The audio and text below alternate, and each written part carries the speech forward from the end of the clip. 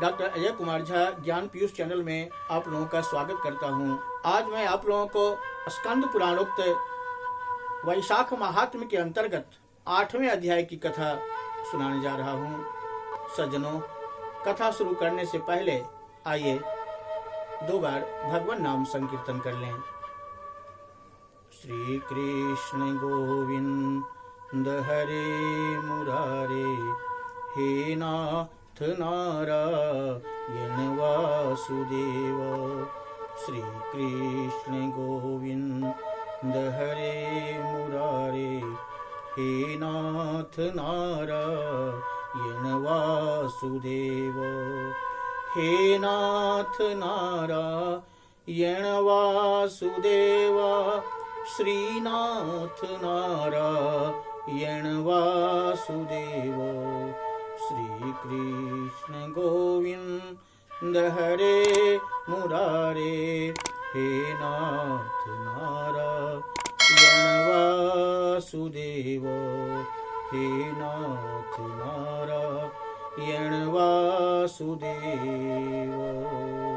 श्री लक्ष्मी नारायण भगवान की जय। काशी विश्वनाथ भगवान की जय।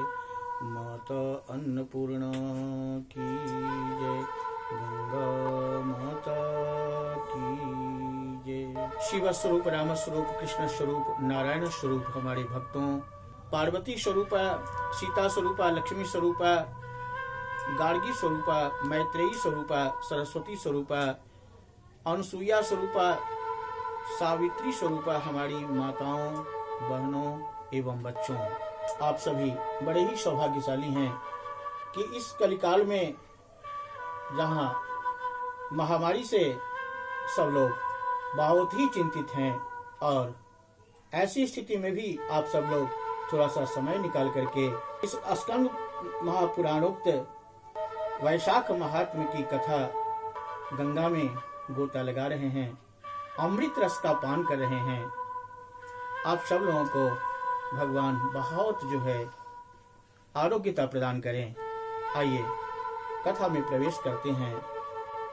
श्रुतदेव उवाच, शृणु राजन् प्रवक्ष्यामि, यत् पृष्टं तु त्वया नघ, शिवायै च शिवेनोक्तं, कैलास शिखरे मले।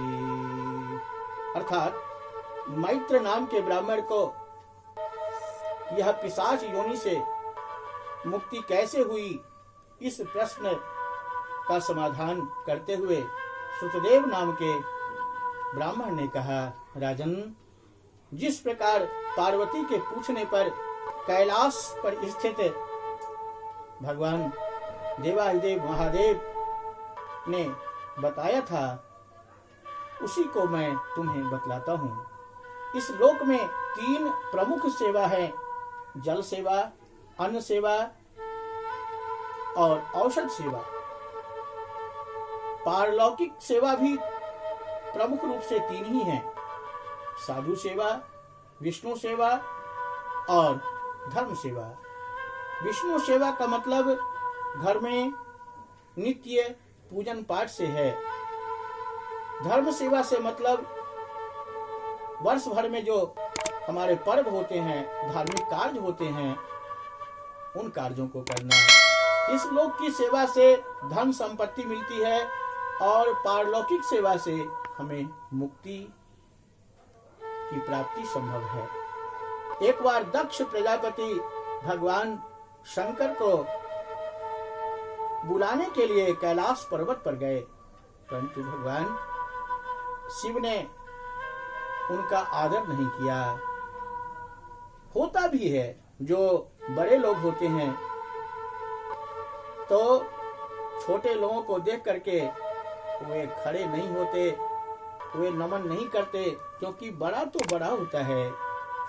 लेकिन दक्ष प्रजापति के मन में कष्ट हुआ, क्योंकि भगवान देवाधिदेव महादेव के इस मृत्युलोक के संबंध के अनुसार ससुर लगते थे। देवाधिदेव महादेव दक्ष प्रजापति के दामाद थे। क्योंकि सती के साथ महादेव का विवाह हुआ था। लेकिन दक्ष प्रजापति यह नहीं सोच पाते थे कि ये केवल हमारे दामाद ही नहीं है, ये तो पूरे विश्व के जो है देवाधिदेव महादेव हैं, सभी देवों में श्रेष्ठ हैं। दक्ष प्रजापति के मन में कष्ट हुआ, ग्लानि हुई और वह बहुत कुपित हुआ। लेकिन जो श्रेष्ठ होता है, गुरु होता है, उसमें कुछ लक्षण पाए जाते हैं, विशेष लक्षण पाए जाते हैं। बल, दान, तप और शांति, ये जो है श्रेष्ठ लोगों में विशेष करके होता है। जो अपने से छोटे के लिए खड़े हो जाते हैं, छोटे को ज्यादा सम्मान देते हैं, उनकी आयु, धन और यश तत्काल नष्ट हो जाते हैं। नोत्थितं तो मृडं दृष्ट्वा कुपितो भूत प्रजापति अनिंदत बहुधा तस्मै पुरतो गिरिजापते। अर्थात भोलेनाथ ने दक्ष का निरादर किया। और एक तरफ देखा जाए तो भगवान ने निरादर नहीं किया। भोलेनाथ हमेशा गंभीर रहते हैं, उनको संसार से मतलब है भी और नहीं भी है, जबकि दक्ष प्रजापति को तो संसार से मतलब था। लेकिन इस भाव को दक्ष प्रजापति नहीं समझ पाते थे। दक्ष प्रजापति ने क्रोध में आकर के शंकर जी को बहुत सी गालियां दी, बहुत से अपशब्द बोले। यह दरिद्र है, पाखंडी है, बैल की सवारी करता है, श्मशान का भस्म लगाकर हमेशा अपवित्र रहता है, यह भिखमंगा है। और तो और नाथ जी पर भी बहुत क्रोधित हुए। नाथ जी झूठे इसकी बड़ाई की है, इसी से अपनी प्यारी बेटी का विवाह कर दिया, वह भी दूसरे धर्म की हो गई। प्रजापति ने एक यज्ञ का आयोजन किया। ब्रह्मा विष्णु को छोड़ करके, महादेव को छोड़ करके विश्व के जितने भी देवी देवता थे, यक्ष, किन्नर, गंधर्व आदि सभी देवी देवता सब आए। सती को यज्ञ में जाने की उत्कंठा हुई, परंतु शंकर जी ने रोका और कहा कि वहां जाना कल्याणकारक नहीं है। प्रिय, वहां कुछ भी हो सकता है। लेकिन सती ने बात नहीं मानी, कहा कि भोलेनाथ, अगर कुछ भी होगा तो देख लिया जाएगा, आप तो साथ हैं ही ना। सती वहां गई। रामचरितमानस में कहा गया है कि कहु भरत भावी प्रबल यश अपयश विधिहात। यश अपयश ये सब जो है ब्रह्मा के हाथ में है, विधि के हाथ में है। यह होना होता है तो हो के रहता है। और भी कहा है, विवाहो जन्म मरणं च यदा यत्र भविष्यति। विवाह, जन्म, मरण ये सब निश्चित है, ये जहाँ होना होगा वहीं पर होगा। सती पति की आहुति तक यज्ञशाला में ही खड़ी रही। कुछ पुराणों में तो कुछ कथा में अंतर है कि सती जो है अपने पिता के दरवाजे पर खड़ी रही और जो है अपना सामान लेके खड़ी रही, और कोई जो है बहन वगैरह नहीं आई लेने के लिए, तो माँ आई ले गई। लेकिन इस स्कंद पुराण के अनुसार वह सबसे पहले यज्ञशाला में गई और यज्ञशाला में सभी देवताओं की आहुति दी जा रही थी, लेकिन वह देख रही थी कि जो है भोलेनाथ की आहुति कब दी जाती है। और जब अंतिम समय हो गया, सबकी आहुति हो गई, तो उसकी आंखों में आंसू भर आए। बहुत दुखी हुई कि जो देवाधिदेव महादेव हैं उनकी आहुति नहीं हुई। यह यज्ञ कैसे सफल हो सकता है? मेरी पिताजी की बुद्धि खराब हो गई। और ये जो भृगु अपने आप को ज्योतिष के वेत्ता मानते हैं, बड़े बड़े ऋषि मुनि कश्यप आदि सब के सब आए हुए हैं, इन लोगों की बुद्धि भी खराब हो गई। अगर छोटा व्यक्ति बड़े व्यक्ति का अनादर करता है तो उसका नाश संभव है, उस व्यक्ति का कल्याण नहीं होता। लगता है विधाता इनके विमुख हैं, इनका संयोग खराब है। उन्होंने अच्छे मुहूर्त पर यज्ञ को शुरू ही नहीं किया, और शुरू किया तो देवाधिदेव महादेव को बुलाया ही नहीं और न उनको आहुति दी गई। सती की बात को सुन करके पूषा देवता हंसने लगे, शुक्राचार्य दाढ़ी और मूछ फड़काने लगे। सती ने अपना अनादर समझ लिया। होमाग्नौ वेदिका मध्ये सर्वेषामेव पश्यताम् हाहाकारो महानासीत् दुद्रुवुः प्रस्रथा ध्रुवम्। वह शरीर को त्यागने के लिए हवन कुंड में ही कूद पड़ी। हाहाकार होने लगा, देवता लोग स्तब्ध हो गए, सारा संसार ही स्तब्ध हो गया। हवाएं रुक गई, अग्नि की ज्वालाएं सब जगह इतनी हो गई, लोग संताप से कष्ट पाने लगे। पृथ्वी माता डोलने लगी, समुद्रों का पानी, समुद्रों में लहर ऊंची उठने लगी, सब और हाहाकार मचने लगा। गण सबसे पहले तो भगवान ब्रह्मा जी के पास गए और ब्रह्मा जी सबको लेकर के कैलाश पर्वत पर शंकर जी को सारा वृत्तांत सुनाया। शंकर जी ने जटा उखाड़ी और पृथ्वी पर जब पटक दिया तो उससे भयंकर शरीर वाला वीरभद्र दिखाई दिया। उसका भयंकर रूप था, विकराल रूप था उसका। देखते देखते वह 8 फीट का हो गया। देवता मनुष्य असुर आदि सब के सब जो है डरने लगे। उसने हाथ जोड़ करके कहा, पिताजी बताइए मेरे लिए क्या कार्य है। शंकर जी ने आदेश दिया कि जाओ बेटा, उस दक्ष प्रजापति के यज्ञ को तहस नहस कर दो।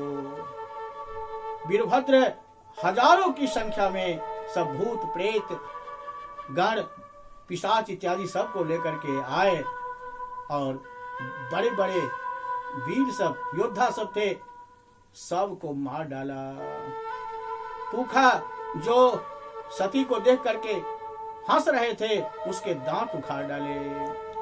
भृगु जो दाढ़ी और मूछ फड़फड़ा रहे थे उनकी दाढ़ी और मूछ उखाड़ ली। और दक्ष प्रजापति अपनी बेटी को कुछ कह रहे थे तो उनके सिर को काट करके हवन कुंड में डाल दिया। अब क्या होगा, क्योंकि जजमान का सिर ही कट गया। ब्रह्मा जी पुनः सब को लेकर के कैलाश पर्वत पर गए और महादेव जी को शांत किया। सुंदर स्तुति की ब्रह्मा जी ने महादेव से निवेदन किया कि आप यज्ञशाला में चलें। और देवाधिदेव महादेव जितने जो है क्रुद्ध होते हैं और उतने ही में जो है शांत भी हो जाते हैं। क्षणैः रुष्टाः क्षणैः तुष्टाः उनका स्वभाव है। महादेव जी यज्ञशाला में पहुंचे, सबको जीवन दान मिला। पूषा से कहा कि अब आपकी दांत नहीं, अब जो है आप गेहूं आटा इत्यादि पीस करके वही जो है आप चबाएंगे खाएंगे। यज्ञ को पूर्ण करा करके ब्रह्मचर्य व्रत धारण करके गंगा जी के तट पर पुन्नाग वृक्ष के सामने भगवान देवाधिदेव महादेव भोलेनाथ तप करने लगे। इधर सती दूसरे जन्म में हिमाचल के घर में मेनका के गर्भ में आई और पार्वती रूप में जो है जन्म लिया। हिमाचल चूंकि पर्वत है इसलिए इसका नाम पार्वती पड़ा। उधर तारकासुर नाम का राक्षस उत्पन्न हुआ और उसने हजारों वर्ष तक तपस्या की। ओम ब्रह्मणे नमः, ओम ब्रह्मणे नमः, ओम ब्रह्मणे नमः। चतुर्मुख ब्रह्मा उपस्थित हुए और ब्रह्मा जी ने कहा, वत्स मैं तुम पर प्रसन्न हूं, बोलो क्या वर मांगते हो। आज तुम जो भी वर मांगो मैं जो है तुम्हें दे दूंगा। कहा कि ब्रह्मा जी मुझको आप ऐसा वरदान दीजिए, न मैं राक्षस से मरूं, न मैं किसी देवता से मरूं, न दिन में मरूं न रात में मरूं, ऐसा जो है वरदान हमें दीजिए। ब्रह्मा जी ने कहा कि एव मस्तु, ऐसा ही होगा। जाओ तुम किसी भी राक्षस देव गंधर्व से नहीं मृत्यु को प्राप्त होगे। लेकिन भगवान शंकर का नाम नहीं लिया था। इधर सभी देवता मिल करके इंद्र के घर गए, क्योंकि जो है देवताओं का जो है राजा था इंद्र, इसलिए जो है इंद्र के यहाँ गए और इंद्र ने कामदेव को बुलवाया। इधर तारकासुर ने विचार किया कि अब तो बहुत ही अच्छा है, अगर मेरी मृत्यु भगवान शंकर के पुत्र से होगी तो शंकर जी का विवाह ही नहीं हुआ है, तो पुत्र कैसे प्राप्त होगा। देवताओं पर उसने चढ़ाई कर दी, देवताओं की पत्नियों को दासी बना लिया। देवताओं की पत्नी तो उसके घर में झाड़ू लगाने लगी, घर बुहारने लगी, दासी का काम करने लगी। देवता लोग एक दिन ब्रह्मा जी के पास पहुंचे, ब्रह्मा जी इंद्र के पास पहुंचे, वहीं नारद जी को भी बुलाया गया, बृहस्पति से सलाह मशविरा किया गया। महादेव तपस्या में लीन थे, कामदेव बसंत ऋतु में भगवान को मोहित करने पहुंचे। एक बार तो छोड़ा, शंकर जी विचलित हुए और उन्होंने कामदेव को देख लिया। उधर पार्वती भी आई थी, लेकिन पार्वती थोड़ी सी दूर जो है खड़ी थी, भगवान की लीला देख रही थी, अपने होने वाले पति की लीला देख रही थी। भगवान ने अपने तीसरे नेत्र से अग्नि पैदा की और उस अग्नि को जो है विस्तार किया और उस अग्नि में जल करके कामदेव भस्म हो गया। अब तो भगवान शंकर का क्रोध बहुत बढ़ गया।